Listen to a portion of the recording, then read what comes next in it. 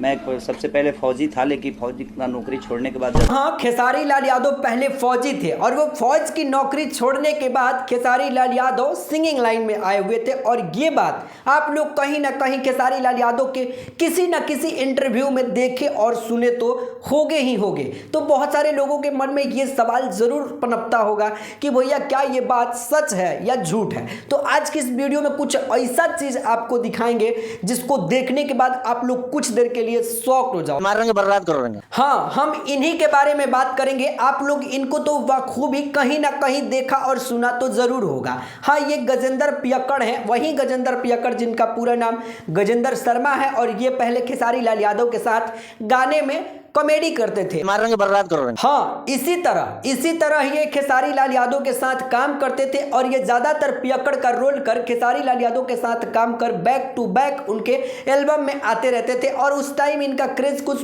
बहुत ही ज्यादा था। लेकिन क्या आपको पता है कि आज ये कहाँ है और किस हाल में है? क्या खेसारी लाल यादव से इनका बनता है कि नहीं? तो इस वीडियो में आप लोगों को पता चल ही जाएगा। और वो खेसारी लाल यादव का एक ऐसा काला चिट्ठा खोले हुए हैं जिसको सुनने और देखने के बाद आप लोग हैरान हो जाएंगे। तो आप लोग आइए और उन्हीं के मुंह से सुनिए। सारी झूठ बोले कि हम फौज की नौकरी करते नहीं, मैट्रिक फेल, फौज में नौकरी हो जाएगी।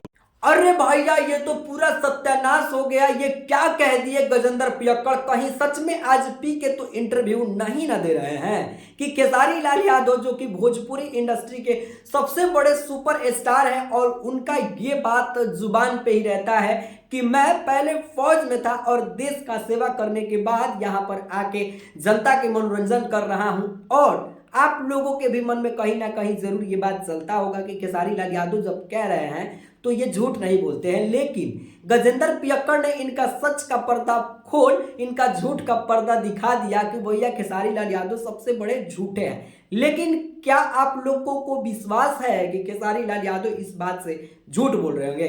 क्या पता गजेंद्र पियक्कड़ झूठ बोल रहे होंगे।